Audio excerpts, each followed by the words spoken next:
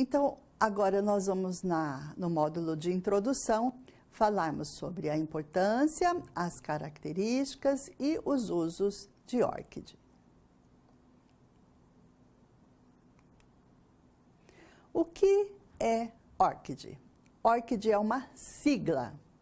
É uma sigla que quer dizer Open Researcher and Contributor ID. Então, é um identificador. Esse identificador digital, ele tem a missão de conectar sistemas. E esse é o principal diferencial dos demais IDs que nós temos à nossa disposição. Esse ORCID é um identificador digital que conecta sistemas diferentes entre si. E a pronúncia correta, que os próprios desenvolvedores pronunciam como ORCID. Eu já tenho visto essa sigla ser pronunciada de diversas formas. Depende do sotaque dentro do próprio Brasil, o sotaque da região onde está sendo pronunciado. Em Portugal, depende, ou eles pronunciam ORCID, então ORCID, ORCID, ORCID. Então existem várias formas de se pronunciar. Os próprios desenvolvedores pronunciam como ORCID.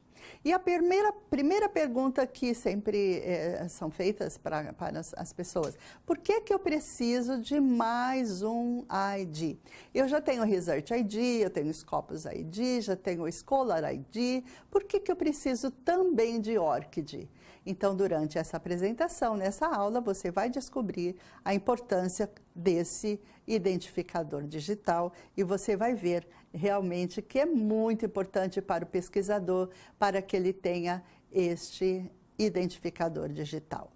Então, o site é orcid.org e essa instituição, essa organização, ela é sem fins lucrativos. E é suportada por uma comunidade global, quer dizer, há pessoas e pesquisadores em todo o planeta que estão se inscrevendo e ORCID depende da interação com esses membros, que são os membros de ORCID que fazem essa organização ter a sua função, né? Importante, muito importante para a comunidade acadêmica. Essa organização inclui, portanto, as organizações de pesquisa, os editores, financiadores, associações profissionais e outras partes interessadas no ecossistema da pesquisa e pesquisa acadêmica, ok? Então, veja bem, vamos ficar na tela cheia e isso, para ficar melhor a leitura. Então, ORCID, Open Researcher and Contributor ID, é um identificador digital persistente para o autor. Então, ORCID está para o autor, assim como DOI está para um documento digital. O identificador digital para um documento é o DOI, que nós já sabemos, já estamos usando no Brasil já há vários anos. Então, o ORCID, ele é, na verdade, um código numérico de 4 dígitos, divididos entre si por hífens. Então, aí você tem aqui um exemplo, né, de um ORCID, um código. Então, ele é precedido de https://orcid.org e depois vem o código, para que ele se torne uma URL ativa. O ORCID foi desenvolvido, foi lançado em outubro de 2012 por um grupo de editoras científicas que pretendiam resolver dois grandes problemas principais dentro da publicação científica. Então, ORCID se propõe a resolver, hoje nós temos outras finalidades, mas principalmente a desambiguação dos nomes dos autores e a interoperabilidade entre sistemas. Então, essas são as principais vantagens ou os principais objetivos de ORCID. Tem, portanto, a finalidade de diferenciar um autor de qualquer outro, ainda que tenha um homônimo que tenha publicado até na mesma área. Então, se ambos utilizarem ORCID, então esses autores serão recuperados de forma diferente, tá certo? As publicações de ambos não serão misturadas. Dessa forma, a ORCID personaliza cada um dos autores, fazendo uma conexão automática de cada um dos autores com a sua produção científica, onde quer que ela tenha sido publicada. O cadastro para a obtenção do ORCID é gratuito e pode ser feito por qualquer autor, desde que conectado, né? Ele é um código interoperável com outros identificadores digitais que já existem e outras bases de dados, o que quer dizer que ele permite a importação e a exportação automática entre o ORCID como identificador digital com outros identificadores digitais e o ORCID com outras bases de dados, outros bancos de dados, inclusive de instituições, como nós veremos com detalhes durante o curso. E hoje a Ana Herédia, que é a responsável pelo ORCID em toda a América Latina, Portugal e Espanha. Eu estou trabalhando com o ORCID como divulgadora, como capacitadora, como monitora para poder ampliar o uso desse ORCID no país, mas não estou vinculada de forma alguma à ORCID. A responsável pela ORCID no país, na América Latina, é a Ana Herédia. Você tem aí os dados, e desde maio de 2018, né, quando foi lançado no Brasil um consórcio, a Ana Herédia realmente está com muito trabalho no país para que todos nós tenhamos os nossos códigos. E aí tem o e-mail da Ana e qualquer dúvida, qualquer dificuldade, com certeza ela poderá nos ajudar. Então, veja bem, no dia 22 de maio de 2018, em Brasília, foi lançado oficialmente um consórcio brasileiro que estava sendo negociado desde fins de 2017, e aí eu coloquei o link para os slides das apresentações que foram feitas nesta cerimônia de lançamento deste consórcio brasileiro. Esse consórcio brasileiro, ele englobou todas essas instituições, CAPES, CNPq, IBICT, Cielo, as FAPES, né, todas as fundações de pesquisa de todos os estados, quer dizer, a CONFAP, e suportadas pela RNP, com toda a infraestrutura RNP. Então, este consórcio foi firmado, foi lançado oficialmente no dia 22 de maio de 2018. E nós temos também no Brasil algumas instituições membro, ainda não participantes desse consórcio, mas que fizeram associação como instituição separadamente, né? A primeira a fazer esta membresia com o ORCID foi a Unesp, em seguida a Unicamp, depois USP e Fiocruz. Então, hoje, nós temos, em junho de 2018, 10 instituições brasileiras filiadas à ORCID, tanto dentro do consórcio como instituições membro individual, certo?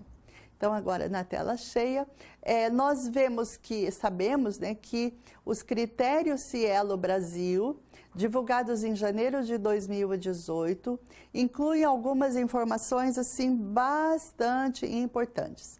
Uma delas, ou talvez a primeira delas, a partir de 2019, a presença de ORCID nas revistas Cielo será obrigatória.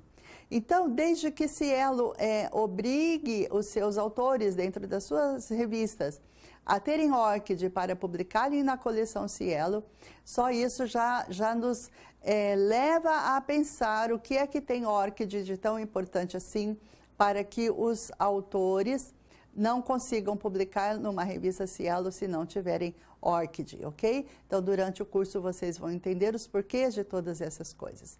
Os sistemas, tanto Scholar One, da Clarivate Analytics, quanto o OJS na versão 3, eles já têm a função de cadastro via ORCID. Assim como nós fazemos em outros formulários, utilizamos, por exemplo, o nosso cadastro em Facebook, para nos cadastrarmos em qualquer banco de dados, em qualquer formulário, em qualquer lugar, ORCID está fazendo também este papel.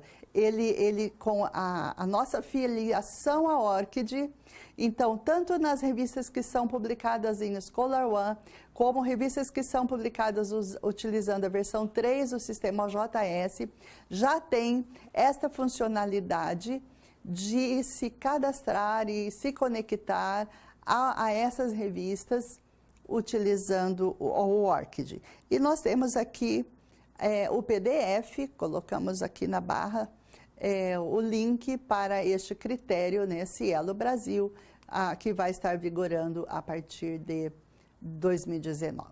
Então, veja bem, ORCID personaliza, ou o ORCID é um identificador digital que personaliza o autor. Aí você poderia me perguntar, mas por que personalizar esse autor? Porque nós sabemos que a grande dificuldade, tanto dos ranqueadores, quanto das metrias, da contagem das citações que são feitas, das publicações que esses autores fazem em diversos bancos de dados, essas metrias ou esses ranqueamentos, especialmente os ranqueamentos automáticos, eles têm que ter um código que seja inequívoco, que dê acesso às publicações exatamente daquele autor que nós precisamos contabilizar essas citações. Então, ORCID vem resolver este problema para que as suas publicações não sejam confundidas pelas metrias, pelos ranqueamentos, especialmente aqueles que são feitos via algoritmos, ranqueamentos automáticos, para que a sua publicação não seja perdida dentre as citações de outros autores, né? Mesmo porque nós sabemos que a necessidade zero de cada pesquisador é ser citado e conseguir identificar as suas citações pessoais. E idem as instituições. Então, as publicações as citações que são feitas, as publicações de determinadas universidades ou de todas as universidades, elas precisam ser recuperadas porque esses ranqueamentos automáticos pontuam as quantidades de citações que são feitas àquelas publicações das universidades A, B, C, D, etc. Então, esses ranqueamentos, eles precisam de identificadores digitais inequívocos que tragam aos sistemas a segurança de que aquela citação que está sendo contabilizada foi realmente daquela instituição, daquele autor, daquele departamento. E o ORCID faz isso, tá certo? Vejam bem, alguns fatores, antes de termos ORCID, eles contribuíam para que essas citações fossem dispersas ou mesmo até perdidas, confundindo os identificadores ou indexadores automáticos. Por exemplo, autoras que se casam e aí passam a adotar o nome do marido como o seu sobrenome ou a entrada nas referências. Então, esse sobrenome novo, aquela autora que quando solteira usava um outro sobrenome, ele se perde. Então, os sistemas não conseguem conectar a autora casada com o sobrenome do marido, como a mesma pessoa que publicou com o nome de solteira. E pior ainda quando elas se descasam e casam novamente, às vezes passam a publicar com o nome do segundo marido. Então, para os sistemas, o nome de solteira é uma pessoa, o nome da casada é outra pessoa, o nome da recasada ou casou novamente é outra pessoa. Então, o que acontece? O ORCID ele vai juntar dentro de uma mesma URL, dentro de um mesmo código, todas as publicações de uma pessoa, independente da grafia dos seus nomes. É essa a grande vantagem, tá certo? E também as citações do mesmo autor, os homônimos, no caso os homônimos. Mesmo nome de instituições, às vezes até a mesma instituição, pode ter até a mesma área, mas como é que eu vou identificar os homônimos, as pessoas que têm o mesmo nome ou até o mesmo autor escrito de formas diferentes? Então, se o mesmo autor, por exemplo, em uma base de dados, ou em uma revista, ou um indexador, indexa com um prenome, com ponto, não está por extenso, ele já é outra pessoa para esses identificadores, tá certo? Então, porque até agora, esses indexadores se basearam somente nas grafias, nas palavras, nas letras. Então, com a identificação somente na sequência das letras dos nomes, se um prenome está abreviado, já configura uma outra pessoa. E isso faz, o resultado de tudo isso é a dispersão das citações, ou a não localização, ou não atribuição daquela citação àquele mesmo autor que está com grafia de nome diferente. Pior ainda são as transliterações, né?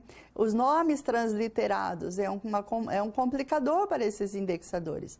E nomes com acento, por exemplo, os nomes com acento também. A maioria desses indexadores são desenvolvidos por americanos, então em inglês não se tem acento. E aí os próprios sistemas são desenvolvidos sem acento. Então, pegam nomes assim, como, por exemplo, o nome francês, que no mesmo nome tem acento agudo e acento grave no mesmo nome.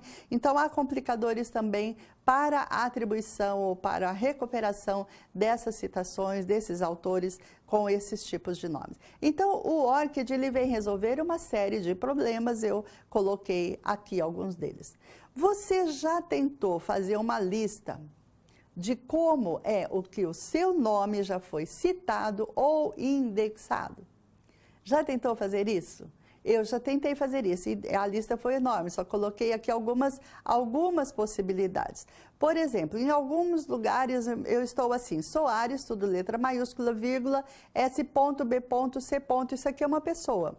Para o indexador automático, Soares, espaço, SBC, sem ponto, sem vírgula, isso aqui é outra pessoa.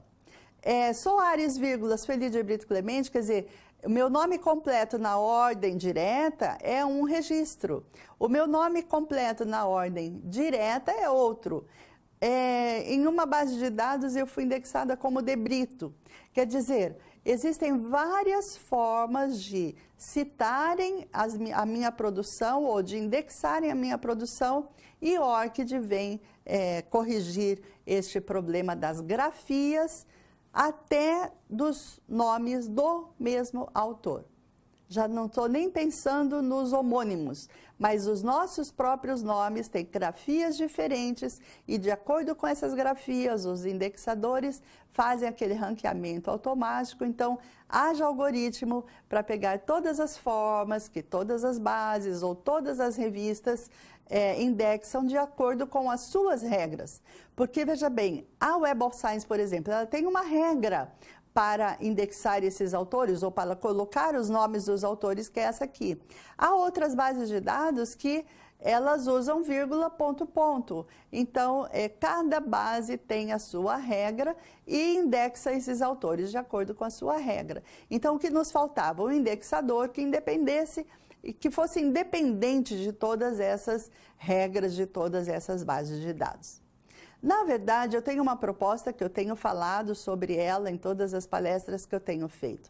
Veja bem, para que nós fazemos referências, as chamadas referências bibliográficas, antigamente chamavam-se bibliográficas, hoje somente referências.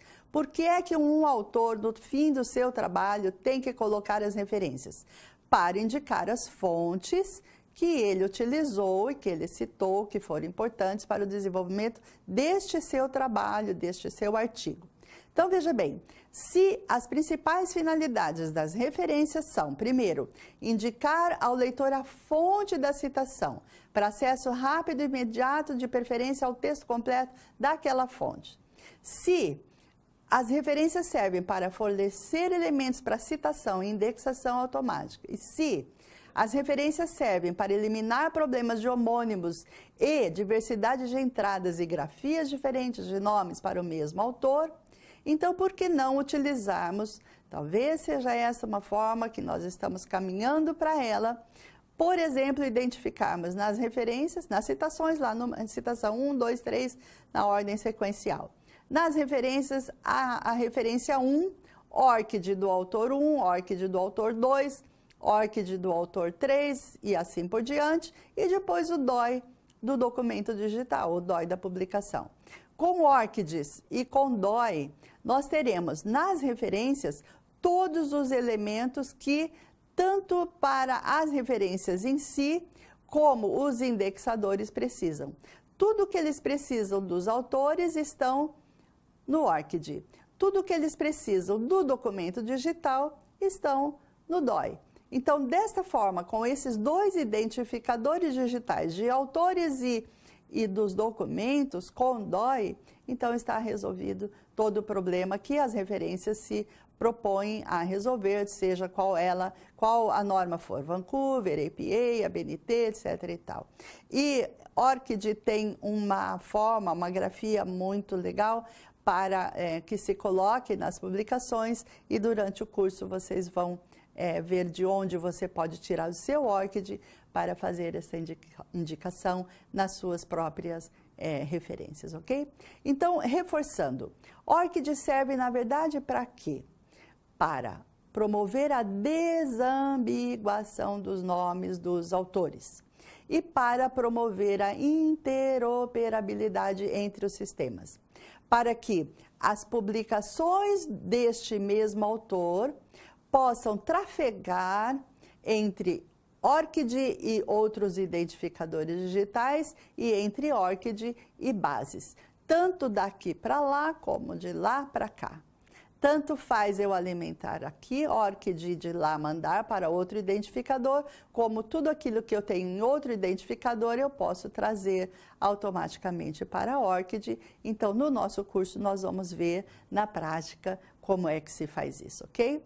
Existe uma possibilidade que é muito bacana e eu incluí nesse curso, e diz respeito especialmente aos editores. Aliás, a última aula vai ser especificamente para os editores, que é mais ou menos o seguinte: existe a possibilidade de ORCID ser alimentado automaticamente por bases de dados. Hoje, Crossref e o DataCite. Então, essas duas bases de dados, uma vez publicado e atribuído o DOI, se você que é o dono do teu ORCID, se você autorizar isso, e se a revista onde você publicou estiver feita a lição de casa, tiver feito a sua parte, então, ao publicar um trabalho nessas duas bases de dados e feitas todas as configurações necessárias, Crossref e DataCite podem alimentar automaticamente o teu ORCID sem que você tenha que fazer isso, ok? Então, nós vamos ter uma aula especificamente sobre esta grande vantagem. Cada um dos registros você pode configurar, porque o ORCID é teu, certo? O ORCID pertence ao autor, ao pesquisador, não à instituição. Você tem o seu ORCID pessoalmente.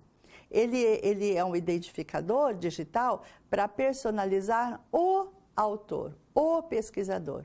Então, este autor, ele tem pelo menos 3 opções de visibilidade para os seus registros.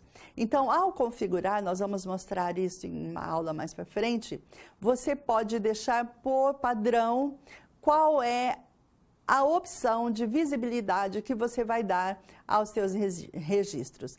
A primeira delas é identificada por esse ícone que dá a visibilidade pública a tudo que você tiver no seu ORCID, tanto as suas informações de cadastro, como aos seus registros. Então, vai ser acessível a todo mundo se você configurar aqui por padrão. A segunda opção seria deixar a visibilidade para algumas pessoas ou algumas instituições que você cadastrar, que você configurar. E a terceira possibilidade seria trancar ou deixar visível somente para você ou então para alguns indivíduos da sua confiança. Pelo que eu tenho visto, essa opção mais fechada de não deixar público e nem de uma forma semi-aberta esses registros, é quando você está construindo o registro. Quando o teu registro não está completo, você tem informações ainda para complementar, para finalizar aquele registro, então você pode deixar trancado até que você consiga completar aquele registro de uma forma coerente, uma forma que possa ser útil para outras pessoas. Normalmente, quem tem ORCID, o que quer é divulgar. Porque se nós queremos ser citados, então nós dependemos da divulgação. Se nós queremos ser indexados, dependemos da divulgação. Então, estando tudo aberto e tudo público em ORCID, é claro que vai ampliar a visibilidade, tá certo?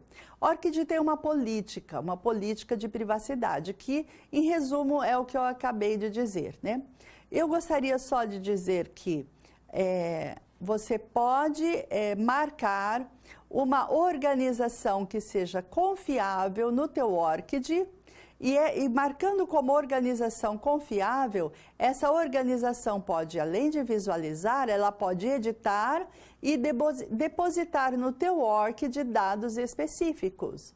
E aquelas organizações, aquelas instituições brasileiras que entraram naquele consórcio que eu disse na aula de introdução, é claro que elas vão depender da tua autorização para que o seu ORCID seja povoado com os dados que você já tem nessas organizações. Uma delas é CNPq. Certamente você tem currículo Lattes. Então, para que Lattes futuramente consiga povoar o teu ORCID com tudo que você tem em Lattes, você vai precisar autorizar CNPq a importar para o teu ORCID tudo aquilo que você já tem em Lattes, que eu acredito que vai ser uma boa para você, ok? Além disso, você pode atribuir a licença a indivíduos de sua confiança. O que quer dizer isso? Por exemplo, um professor que é muito ocupado, professor titular da aula, tem clínica, etc., ele não tem tempo nem de fazer o seu Lattes, nem de fazer o seu ORCID. Então, ele tem uma secretária, ele tem alguém de sua confiança que vai fazer o povoamento desse seu ORCID para ele. Então, o que ele faz? Ele cadastra esse indivíduo de confiança e aí o ORCID vai registrar quando, como, que hora e quais publicações foram alimentadas por esse indivíduo. Então, tem como você fazer isso. Tanto atribuir acesso a organizações que são de sua confiança, como indivíduos também. E aí, a qualquer momento, você pode descadastrar, caso você mude de secretária, você tenha algum problema com alguém, a qualquer momento você pode descadastrar essas pessoas de sua confiança, ok? Bom, resumindo, eu entendo que essa capacitação em ORCID é hoje, né, em junho de 2018, um filé mignon da capacitação de usuários das bibliotecas, dos centros de pesquisa, de documentação, de capacitação. Hoje o assunto que todos nós estamos precisando mesmo de capacitação em ORCID. E foi isso que nos animou a oferecermos esse curso MOOC, ok? Então, nós entendemos que a responsabilidade primeira dentro das instituições, principalmente dentro das universidades, a capacitação em ORCID é responsabilidade dos bibliotecários. Por quê? Por que pensamos assim? Porque a biblioteca dentro de qualquer universidade é o lugar comum a todas as áreas, a todos os pesquisadores, a todos os níveis de estudantes, desde os que acabaram de chegar como professor titular, etc. Então, a biblioteca é o ambiente comum a todos eles, por isso que entendemos que compete aos bibliotecários, né? Os bibliotecários têm a responsabilidade de capacitar todos os tipos de usuários. E dessa forma, as bibliotecas, elas são inseridas de fato na comunicação científica de ponta a ponta, né? Não somente preparando os documentos, mas estando lá na ponta, capacitando esses usuários a alimentarem, a entenderem o que é o seu ORCID, tá certo? Então, dessa forma, nós terminamos essa aula e vamos praticar o curso e irmos para as próximas, ok?